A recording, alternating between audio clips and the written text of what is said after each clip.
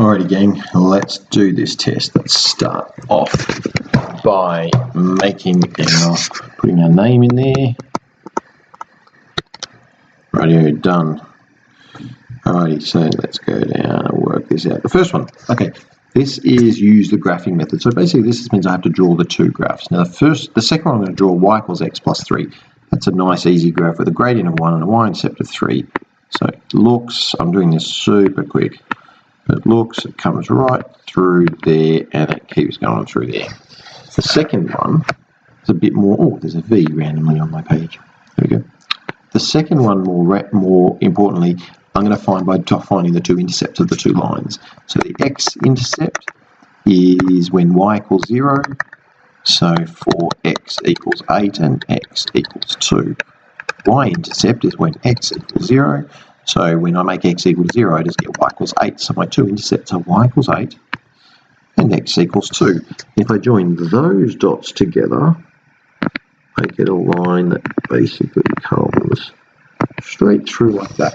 And the intersecting point is going to be the answer. And that intersecting point in there is 1, 4. And you'll find that if x is 1, y is 4 satisfies that equation. So that's that one done. Oh, don't forget, does it ask to label our clearly label coordinates of the x and y intersects and the point of intersection. So we'd have to put in a 2, 0 here and a negative 3, 0 here for that one. And up here will be a 0, 8. And this one here will be a 0, 3. And the point of intersection will be done. Okay, full marks. Next question. Solve the following pair of simultaneous equations using the substitution method. So what I'm going to do is substitute in 7 minus 3b in for a in this first equation to get 2b minus, in brackets, 7 minus 3b equals 3, and I'm going to work out what b is. First, let's expand the brackets. Oops, that's a 2b minus 7 plus 3b. Please be careful with your signs and my two minuses.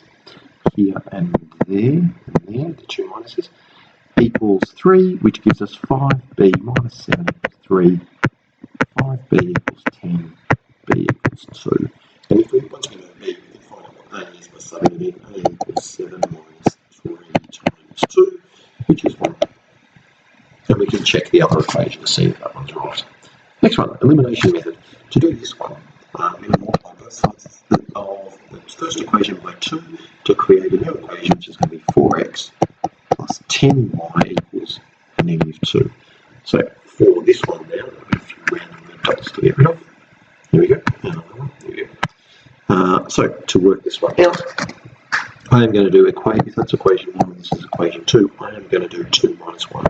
So 2 minus 1 gives me 7y equals what will be negative 2 minus 5, which is negative 7, which means y equals negative 1. And once I know y, I can work at x. 2x plus 5 times negative 1 equals negative 1, which is 2x minus 5 equals negative 1. 2x equals 4, x equals 2. So y is 1, x is 2 are our two solutions, and we can check that one by putting in the second equation. 4 times 2 plus 3 times negative 1 is indeed 5 when you work it out. Alright, that's a quick one. Okay, the next one. This one's a lot easier than it looks.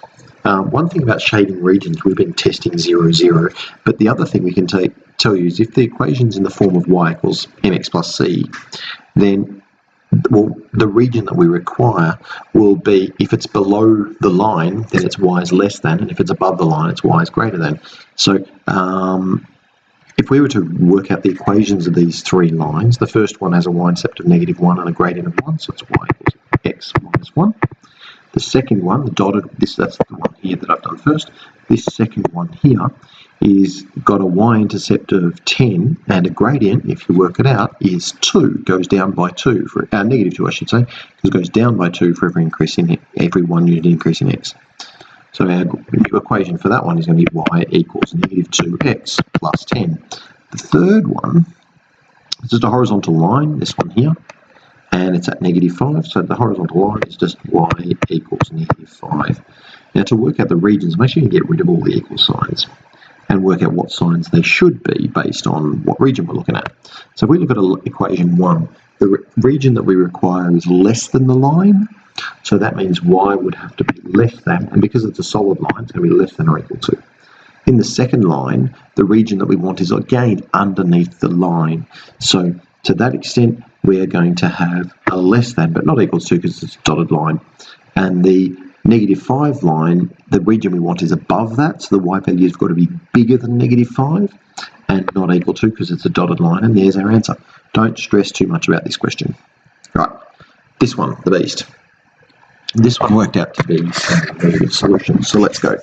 The question says the hint is to eliminate y first, so we're actually going to do that by rewriting the second equation with y on its own. So if I took the 4y to the right-hand side, I get 4y equals, and if I took the x to the left-hand side, I get 4x plus 2z minus 8. And I'm going to substitute that in for 4y in each of the two equations. So on the first one, I'm going to have x plus, and instead of 4y, it's going to be 4x plus 2z. I'm going to mark my z with this horizontal line to differentiate them. Minus 8 plus 2z equals 4. And the second equation is going to be 2x minus, and this time it's going to be minus this 4x plus 2z minus 8 plus 6z equals 6. And here we've got two equations, two unknowns, x and z. We can work them out. First thing I'm going to do is simplify them. So x plus 4x is going to be 5x. The z's are going to be plus 4z. And this is going to be minus 8. So it's actually going to be equals 12 if I take that minus 8 to this minus 8 to the other side. And the second one, if I collect all these x's, it's going to be negative 2x because it's 2 minus 4. And the z is going to be negative 2z. Notice it's negative 2z. Plus 6 is going to be plus 4z. And this is going to end up being plus 8. So since it's plus 8, on the right-hand side, I'm going to subtract 8 to get negative 2. Because notice it's plus 8 because there's a minus there and a minus there. So we're now just simultaneously solving those equations. The z's are already matching, so we can just do equation 1 minus equation 2. If I do 1 minus 2, I get 7x equals, and 12 minus negative 2 is 14. Please be careful with your signs. X then it goes on to equal 2.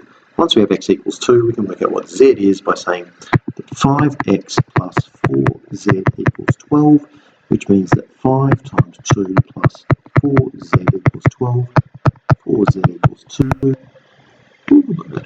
which means z equals 1/2. Rightio. Once I've got my x and my z, I can sub them back into my original equation up here and find what y is. By going 4y equals, we're going to have to divide by 4 eventually, but 4y equaled 4x plus 2z. So that's going to be 4 times 2, which is what x was, plus 2 times z, which is what a half is. And then the last bit was minus 8. So if we work these out, this becomes 8 plus 1 minus 8. So 4y equals 1 and y equals 1/4. Question is done. All right, come back in the next video. We'll do questions 6 and 7, and I should probably plug my computer in so the battery doesn't die.